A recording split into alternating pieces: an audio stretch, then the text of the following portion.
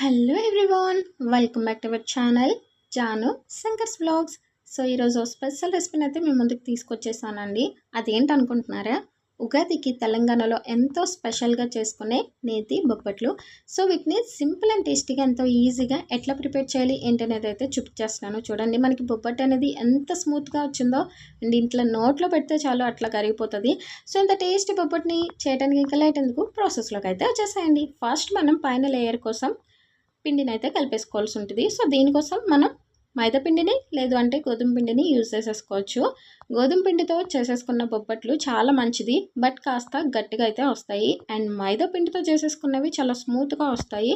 So అందుకని చెప్పి నేనైతే బొబ్బట్టు స్మూత్గానే ఉంటే బాగుంటుందని చెప్పి మైదా పిండిని అయితే మిక్స్ చేసేసుకుంటున్నాను.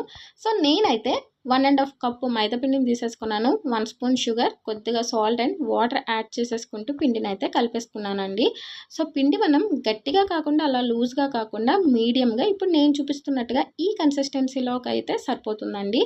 సో మనం వన్స్ పిండిని మిక్స్ చేసేసుకున్న తర్వాత దాంట్లో కాస్త ఆయిల్ అయితే యాడ్ చేసేసుకొని మనం ఈ ముద్దని ఒక అరగంట పాటు ఇట్లా నాననిస్తే మనకి బొబ్బట్టు అనేది టేస్ట్గా ఉంటుందండి. సో ఇప్పుడు లోపల పూర్ణం కోసం అయితే శనగపప్పును అయితే తీసేసుకోవాలి. సో 1 గ్లాస్ వరకు శనగపప్పుని బాగా వాష్ చేసి తీసుకున్నాను. అండ్ ఇప్పుడు వాటర్ యాడ్ చేసేసుకొని అరగంట పాటు నాననిద్దాం. అరగంట తర్వాత స్టవ్ ఆన్ చేసేసుకొని స్టవ్ పైన పెట్టేసుకొని హై ఫ్లేమ్లో 5 మినిట్స్ పాటు మనం బాగా కుక్ అవ్వనివ్వాలండి. వన్స్ మనకి ఈ శనగపప్పు అనేది కుక్ అవ్వడం స్టార్ట్ అయ్యే కొద్దీ మనం ఈ ఫ్లేమ్ని లోలో పెట్టుకొని బాగా ఉడకనివ్వాలండి. అప్పుడే మనకి శనగపప్పు అనేది నీట్గా ఉడుకుతుంది. అండ్ చూడండి, మనకి శనగపప్పు అయితే ఉడకడం స్టార్ట్ అయిపోయింది. ఇప్పుడు మనకు ఒక 15 to 20 మినిట్స్ టైం అయితే పడుతుంది శనగపప్పు ఉడకడానికి.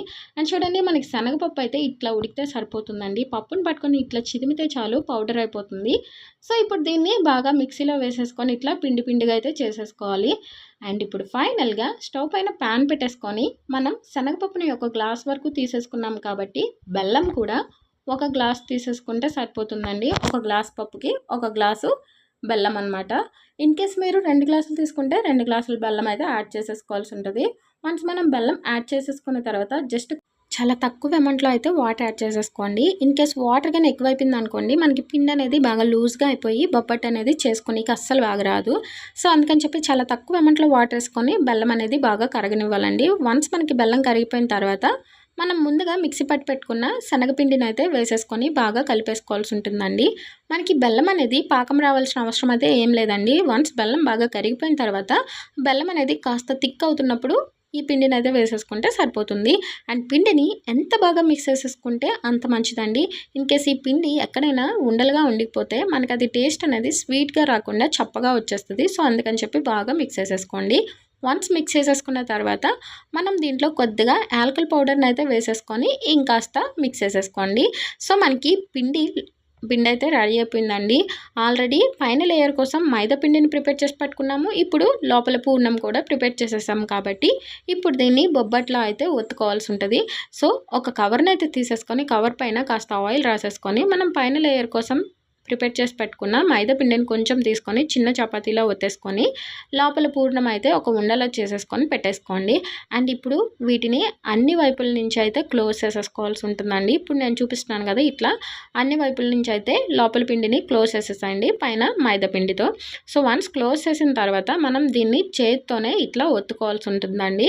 దీనికోసం మనకి ఎటువంటి చపాతీ కర్ర అట్లా ఏం అవసరం లేదు. చేతితోనే ఇట్లా ఒత్తుకొని ఇన్ కేస్ మీకు చేతికి అంటుకుంటుంది అనిపిస్తే కాస్త నెయ్యి యాడ్ చేసేసుకొని ఒత్తుకుంటే సరిపోతుంది.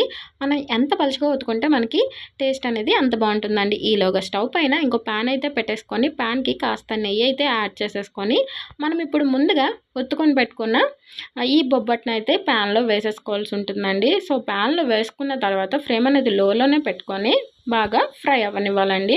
వన్స్ మనకి ఒక వైపు అయితే ఫ్రై అయిపోయిందని తెలిసిన తర్వాత దాన్ని అయితే టర్న్ చేసేసుకొని ఇంకో వైపు కూడా ఫ్రై చేసేసుకోవాల్సి ఉంటుంది.